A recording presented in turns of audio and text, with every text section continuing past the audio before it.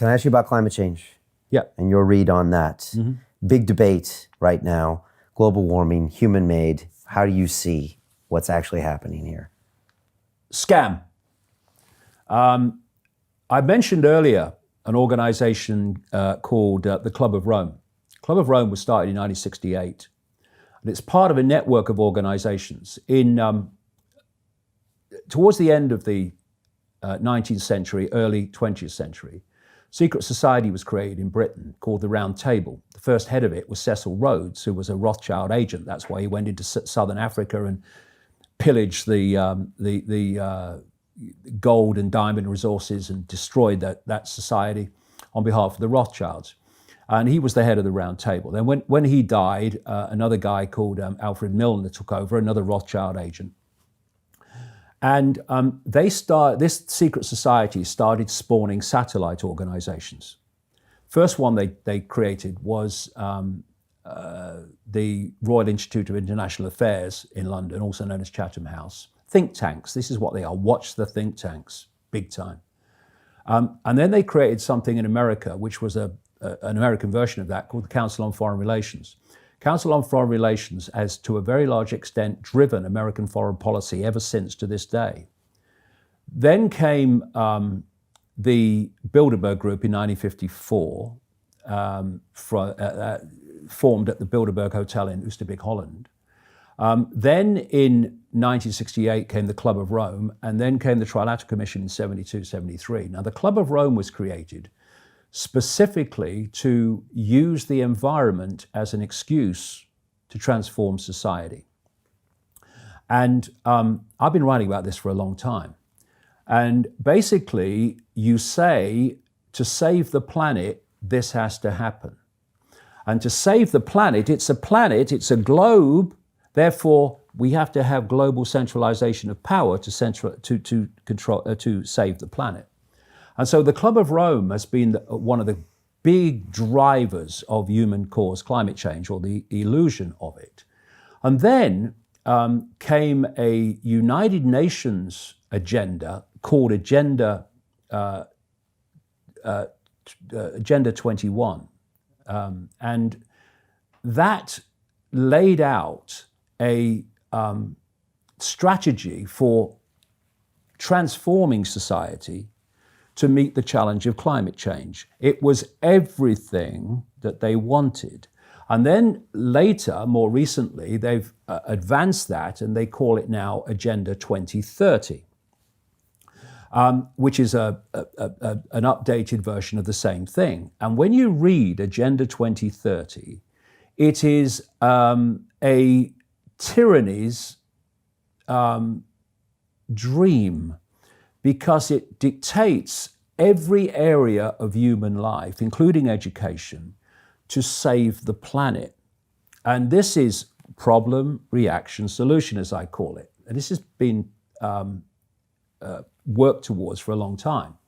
So you create the illusion of the problem, and then you offer the solutions to the problem, which is centralization of power, centralized control.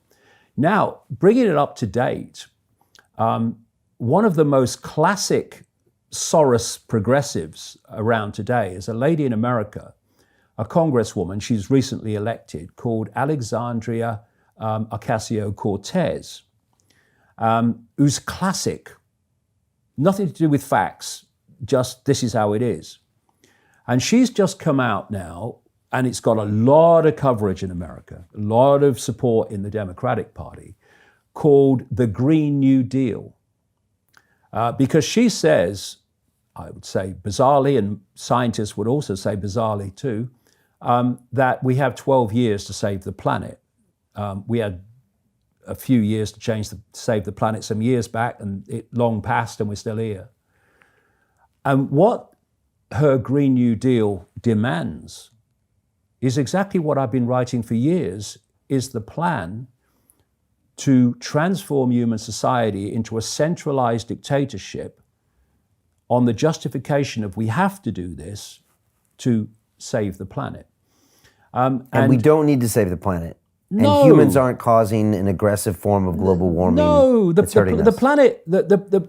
planet doesn't need saving. I mean, its natural balance mechanisms will kick us off before it needs any help. But are we going to harm ourselves more in the meantime? No, I've just been reading. See, it's a psychological game. So you have a major weather event in the 1950s, and it's a major weather event. Oh yeah, well that was a bit extreme, wasn't it? You have one now, global warming, it's climate change. And I've just been reading a very, very interesting book by an American meteorologist called Joe Bastardi, who is, since he was a little kid, he was obsessed with the weather. He just loves weather and weather forecasting, and he's just really kind of obsessed with it. And he was observing all this. And being obsessed with the weather, he's looked at charts going back forever, And he's looking at all these claims about this is global warming, this is climate change. And he's going, well, hold on a minute. That happened in the 1950s. That happened in the 1920s. And what he does in this book is he shows the repeating cycles that cause the outcome. So in the 1920s or earlier, there is a cycle where the Atlantic cools and the Pacific warms. There's another cycle where the Pacific cools and the Atlantic warms. And that has a knock-on effect that eventually reaches a weather outcome. Now, he's pointing out in this book that when this sequence happens today, the outcome is, that's climate change, we're all going to die. And then he goes back in his book and he shows that in the 1950s, the 1940s, this same cycle happened, and the outcome that he's now blamed on climate change happened. I mean, the planet today is nothing like as warm as it was in what they call the medieval warm period, when there was no carbon dioxide emissions from technology. I mean, what caused it then? Turbocharged handcarts? I mean, it's crazy. And the other thing is that we went from this really warm period, the medieval warm period, about 1,000 years ago, and then we came down into what they call the Little Ice Age, which is still portrayed today on some Christmas cards with people skating on the Thames, when temperatures became very, very cold. And there's a correlation between the two, which I'll come to in a second. And then we started coming out of the Little Ice Age into the present day. And a lot of, they say, this is the warmest day since records began. A lot of those records began, well, we're still coming out of the Little Ice Age. So the comparison between then and now is completely unsupportable. Have you noticed that whenever they're talking about the climate and climate change and global warming, they never mention the bloody sun. They don't mention it. It's all carbon dioxide. But by the way, without carbon dioxide, we'd all be dead. It's what gives life to the planet. And another, by the way, 98% or thereabouts of greenhouse gases, which are supposed to hold the heat in, or do hold the heat in, is water vapor and clouds. And when you see the graph, there's water vapor and clouds. Here's carbon dioxide. And the vast majority of this carbon dioxide is naturally generated, not human generated. And what about methane and all the ones that animals? Yeah, but they're tiny, tiny, but tiny. It has a big effect, though. They're even less. What are we do? Going to kill all the animals? What are we going to do? Legislate against condensation when 98% of it's caused by water vapor? It's ridiculous. So it's another scam to get people's attention to create control. But like I was just going to say, they never talk about the sun. Now, it's well known that solar activity, these great emissions of power, which we experience as heat, coming from the sun, you can see when the sun is in an up period of, if you like, power, by the number of sunspots. Because these sunspots are massive projections from the sun that are bigger than the Earth, well bigger than the Earth. And they travel through on the solar wind, and we get them as heat. And so when the sun is very inactive, there's very few sunspots, sometimes virtually none.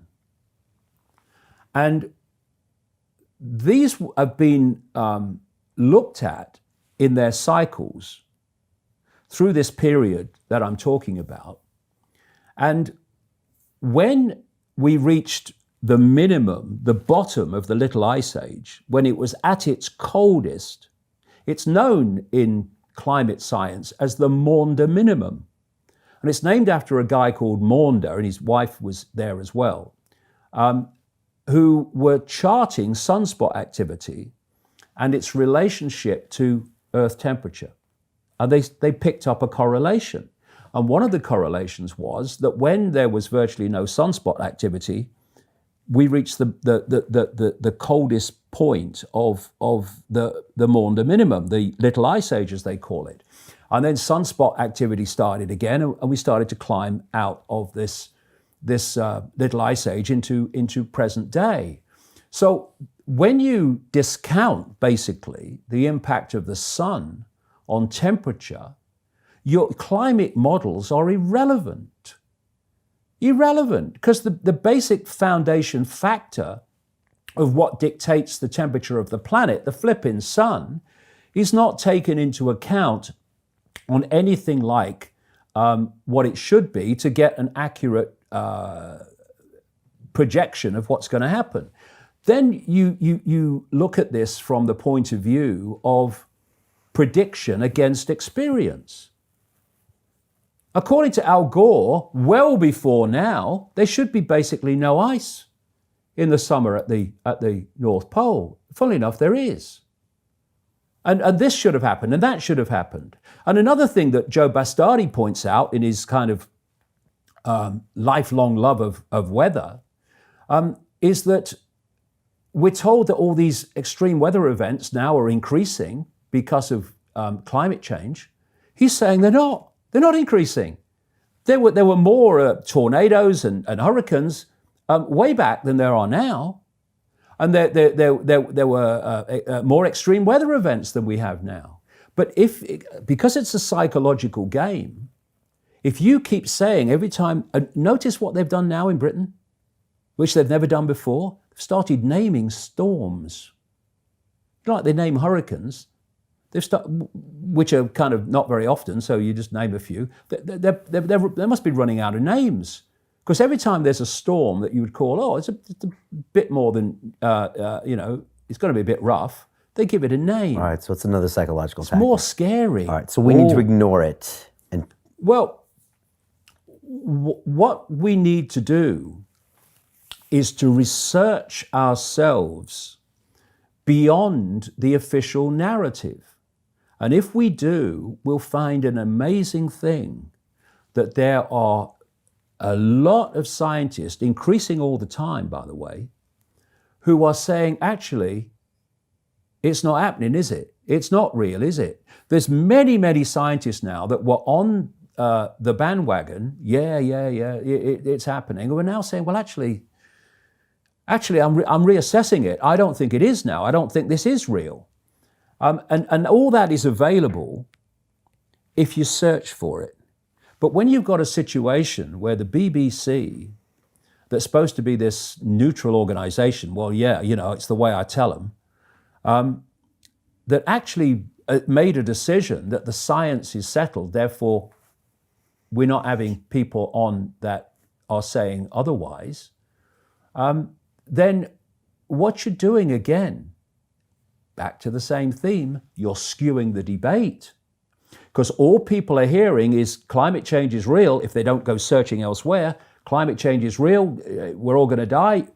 You are disgustingly, mercilessly frightening young children of the devastation and the horror that they're going to face for a political agenda. That's what's happening. So and the school, I mean, my son, Jamie, because he thinks for himself, when he was at school, And he had an exam, and part of the exam was climate change. He was obviously going to put that actually there's evidence to say that it's actually not happening. And his teacher said, well, I have sympathy with that, but if you say that, you won't pass, right? So again, wherever you look, where there's an agenda you can't win, you don't have the agenda, or you don't have the debate. So what you have now is anyone that is questioning the official narrative of so-called global warming, climate change, and it became climate change, by the way, when the temperatures leveled out, and they couldn't call it global warming anymore. They're now climate deniers, which is obviously psychologically linking to Holocaust deniers, et cetera, et cetera. And so if you only hear one thing, that's overwhelmingly going to be the perception you have. Okay. And if you say to people, well, why do you believe that climate change caused by humans is real? They'll say, well, everybody knows that. Well, everybody knows that because that's all everyone's ever heard. When you go and do the research, you find actually it's a house of cards. It's just based on repetition. You know, go and research. The 97% of scientists believe that global warming is caused by humans. Go and research that, and you'll find, if you follow it back, it's based on wind. It's based on no substance whatsoever. It's a complete hoax, but it's a great line. Oh, 97% of scientists agree that it's caused by humans. Oh, well, if 97% of scientists agree, it must be true. You chart that number back and see where it came from. Even the Wall Street Journal trashed that. Okay. But it's still parroted all the time as justification for transforming human society, destroying beautiful landscapes with wind farms that are incredibly inefficient, and so on.